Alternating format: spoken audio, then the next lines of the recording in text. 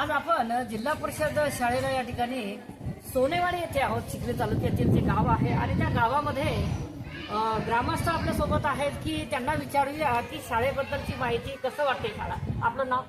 शंकर गुलाबराव तायडे. अच्छा, काय कसं वाटतंय आजची या ठिकाणी जी 7-8 दिवस 8 दिवस झालेले आहे शाळा उघडून? काय सांगाल शाळेत कसं वाटतं? शाळेचं तर एकदम चांगलं काम आहे, परंतु मुलं फार कमी आहेत. अच्छा, पण याला कारण काय काय असू शकते? सर्व मानसिकता प्रत्येकाला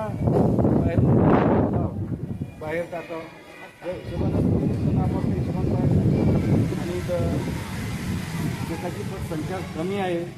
एका शिक्षकाकडे 2-2 वर्ग आहेत.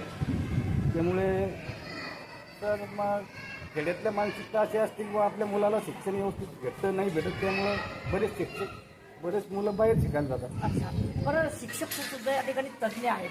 शिक्षकाबद्दल काय सांगा? इथे टॉप आता एकदम आमच्या इथं आता सर आहेत बऱ्याच दिवसापासून, खूप चांगलं त्यांचं शिक्षण आहे.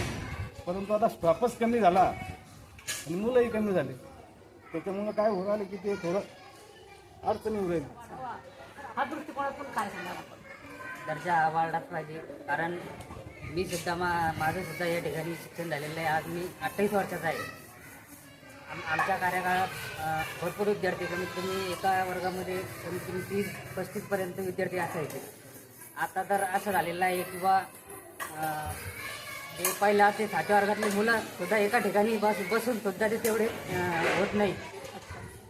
तर तरी जे सुशिक्षित पालक लोक आहे आणि विद्यार्थी आहे त्यांनी सुद्धा घरोघरी आपल्या शेजारी असो पाजारी असो जे अडाणी माणसं आहे म्हणजे त्यांना समजत नाही की बा बाहेर शिक्षण कसं आहे आणि जिल्हा परिषदेचं शिक्षण कसं आहे हे सांगितलं गेलं पाहिजे की बा आपले मुलं हे जिल्हा परिषद शाळेमध्येच टाका. कारण की बाहेर ठिकाणी जे प्रायव्हेट शिक्षण मिळतंय आज रोजी सरळ हा व्यवसाय झालेला आहे. तरी सगळ्या ठिकाणी हा विचार करावा किंवा जिल्हा परिषद शाळा आपली चांगली आहे आणि शिक्षक लोक सुद्धा व्यवस्थित शिकवायचा प्रयत्न करतात. एवढं मित्रांनो, आज त्यांनी सांगितलेलं आहे की आपले जी शाळेतील जे मुलं आहेत ती मुलं इथे जिल्हा परिषद शाळेमध्ये टाकावी. तर आपलं नाव? अच्छा, आपण काय अच्छा DED झालेलं आहे. DED म्हणजे शिक्षकच आहेत मित्रांनो. बरं काय सांगणार आज जिल्हा परिषदेच्या शाळेचा उच्चार तरी वाढवण्यासाठी काय सांगणार? आणि ह्यामध्ये DED झालेलं असताना ही पट संख्या कमी झाली आहे. याचा फटका आम्हाला पण बसलेला आहे. जर ही पट संख्या असते तर बऱ्याच वेळेस शिक्षक भरती झाली असते आणि DED झाल्यानंतर आम्ही अशा शाळेमध्ये शिक्षक म्हणून रुजू झालो असतं आणि ज्ञानदानाचं काम केलं असतं. कारण DED होऊन आपल्याला शिक्षक बनायचं आहे हे आमचं स्वप्न होतं. परंतु हळूहळू ग्रामस्थांची मानसिकता बदलत गेली. ज्या शाळा पूर्ण ग्राउंडपर्यंत भरेल असायच्या ते आता एका खोलीतच पूर्ण शाळेचे विद्यार्थी बसतात. त्यामुळे म्हणजे शिक्षण आपलं पालकांचं तर नुकसान होतंच आहे, परंतु आमच्यासारख्या विद्यार्थ्यांना आपण या ठिकाणी शाळेमध्ये आपला पालक नाही. मी नेहमीच आपण शाळेमध्ये आपण या विद्यार्थ्यांचं एक हे करत असतो. जे शिक्षक आहेत ते आमचे सुद्धा शिक्षक आहेत. त्यामुळे त्यांच्याबद्दल आदरित सन्मान आहे. आणि प्रत्येक शाळेच्या कामात आम्ही सहभाग घेत असतो. ते गॅदरिंग असू द्या, कल्चरल प्रोग्राम असू द्या, त्या ठिकाणी आम्ही सहकार्य करत असतो. मित्रांनो, अशा पद्धतीचं नवतरुण जे लोक आहेत तर लोक सुद्धा या ठिकाणी या शाळेला मदत करतायत आणि शाळेच्या माध्यमातून कुठेतरी ही शाळा वाचल्या गेल्या पाहिजेत. त्यांच्यावर मागील काळामध्ये जी गदा आली होती ती गदा या ठिकाणी येऊ नये हाच दृष्टिकोन सरांच्या बोलण्यातून या ठिकाणी दिसून आलेला आहे. शाळा समितीचे जे अध्यक्ष असतात ते आपल्या सोबत आहेत. सर, आपलं नाव? गणेश शिरसाट. बरं, काय सांगणार या शाळेबद्दल? आपण अध्यक्ष आहोत. शाळा कशी आहे? शाळा चांगली आहे सर.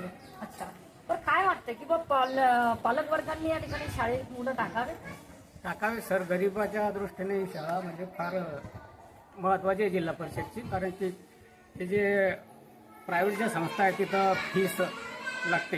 अच्छा, आणि हे गरीब वर्ग तिथे फीस भरू शकत नाही. त्या हिशोबाने ही शाळा जसं चांगली आहे. पण जिल्हा परिषद शाळेचा उच्चांक वाढावा वाटतोय तुम्हाला? हो, तज्ञ शिक्षकांचा स्टॉप इथे आहे.